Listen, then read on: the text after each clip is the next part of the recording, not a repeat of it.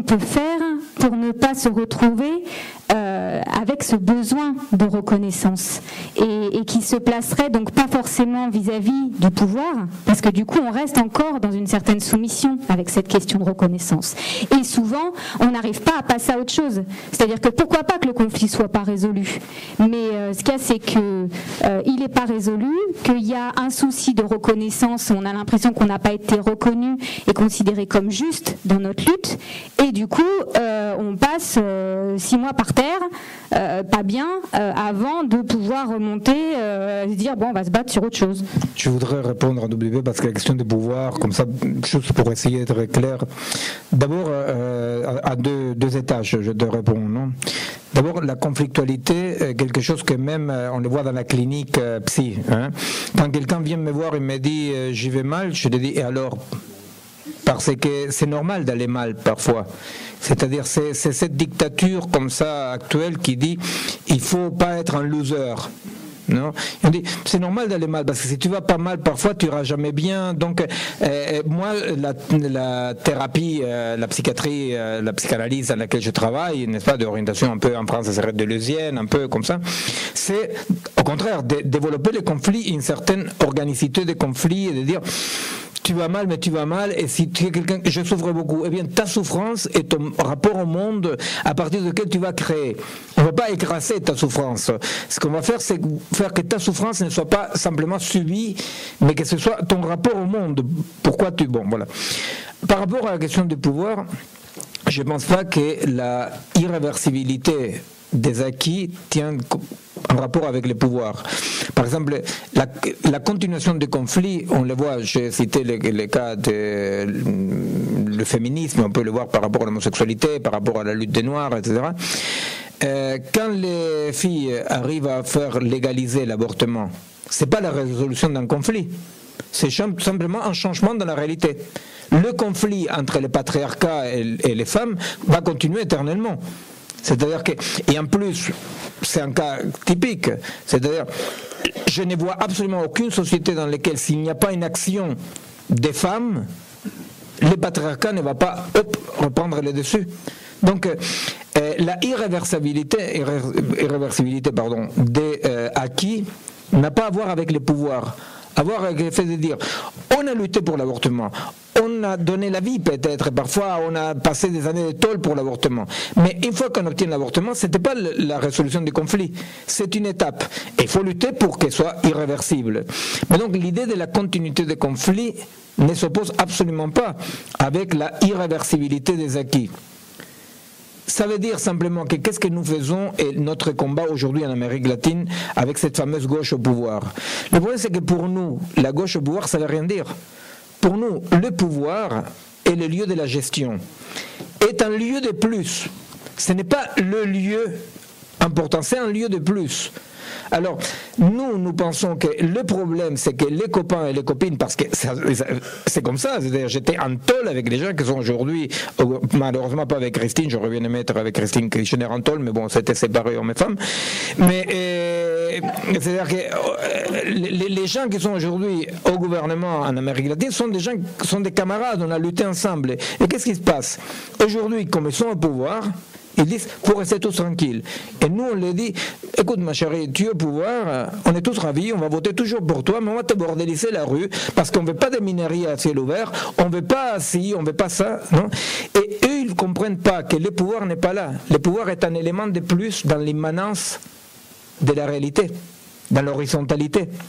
Alors nous, on ne néglige pas les pouvoirs. On ne dit pas il ne faut pas avoir des députés, c'est pareil que la gauche ou la droite soit au pouvoir. Au contraire, on dit on veut que la gauche soit au pouvoir, on veut avoir des députés. Mais simplement, député au président de la République, c'est une pratique de plus dans l'horizontalité et pas la plus puissante. Et ça va lui dire à Christine qu'elle n'est pas puissante, tu vois, c'est-à-dire, Christine c'est notre présidente, ma camarade pour laquelle je vote, n'est-ce pas, et qu'elle me mettrait un tôle ravi, sans aucun problème si elle pouvait le faire, mais bon, l'histoire étant là, voilà, elle s'est contentée juste de me fermer mon émission de radio que j'avais sur Radio Nationale, en quoi elle a suivi Laura Adler, qui avait déjà précédé ça sur France Culture, Mais donc cette conflictualité, ce que nous disons, c'est le lieu appelé du pouvoir, que nous l'appelons le lieu de la gestion, est très important. On ne peut pas gérer des sociétés complexes comme les nôtres sans un lieu de gestion. Mais le lieu de gestion est un lieu de plus dans l'horizontalité. Les téléphones portables changent la vie des gens 10 fois plus qu'une loi. Les IRM changent la vie, un vaccin change la vie. C'est-à-dire que les changements ne sont pas les changements qui viennent de pouvoir. Et si le pouvoir est démocratique, le pouvoir n'est pas être polarisé. Vous comprenez? C'est-à-dire que si un pouvoir est démocratique, il doit gouverner aussi pour les fascistes. Nous, qu'est-ce qu'on fait en Argentine? Nous, en Argentine, on s'est battu. On aurait pu liquider des tortionnaires, des militaires. On aurait pu, absolument. Ça fait 25 ans qu'on se bat pour qu'ils soient jugés démocratiquement. Ça veut dire quoi? Que nous voulons un gouvernement qui soit aussi un gouvernement juste pour les tortionnaires. Donc le pouvoir, c'est le pire lieu pour polariser les luttes. Voyez, le pouvoir ne peut pas être radical, ne doit pas être radical. La radicalité doit être dans les luttes qui influencent le pouvoir. Nous voulons un pouvoir démocratique. Un pouvoir démocratique, c'est-à-dire un pouvoir qui n'est pas radicalisé. Vous comprenez? La radicalité doit être dans les luttes concrètes. Moi, par exemple, je lutte contre la minerie à ciel ouvert. Rien ne va me faire changer. Christine, elle ne peut pas être absolument contre la minerie à ciel ouvert. Parce que s'il était absolument, elle ne serait pas démocratique. Parce qu'en Argentine, il y a des hommes et des femmes qui sont pour la minerie, vous comprenez? Donc le pouvoir, s'il est démocratique, il ne peut pas être le lieu de la radicalisation et du changement. Ce sont des luttes multiples qui, en devenant plus importantes, poussent le pouvoir d'un côté ou de l'autre. Mais tout pouvoir qui se veut radical est une dictature. Nous, je vous répète, hein, nous avons lutté pour une démocratie qui soit juste avec nos tortionnaires. Hein. On a lutté pour ça, et on veut ça. On veut ça. Alors donc le pouvoir, ce n'est pas le lieu de changement. Le pouvoir est le lieu que s'il est démocratique, il doit effectivement aller dans le sens des changements que nous proposons. Et les changements, malgré l'amour que j'ai pour Christine, on va les produire dans la rue et dans des luttes. Et si Christine, elle voit beaucoup de gens dans la rue, ne vous en faites pas, qu'elle va commencer à douter par rapport à la minerie. Mais elle ne peut pas, imaginez-vous en France, on vote pour Pendorcho, et il dit, tous les sans-papiers auront des papiers. Ben, c'est une dictature, parce que la majorité des Français ne veulent pas ça. Donc, où on lutte pour les sans-papiers? Dans la rue. Vous comprenez? C'est-à-dire, les pouvoirs, s'il est démocratique, doit être le pouvoir pour tous. Pour les fascistes, vous comprenez?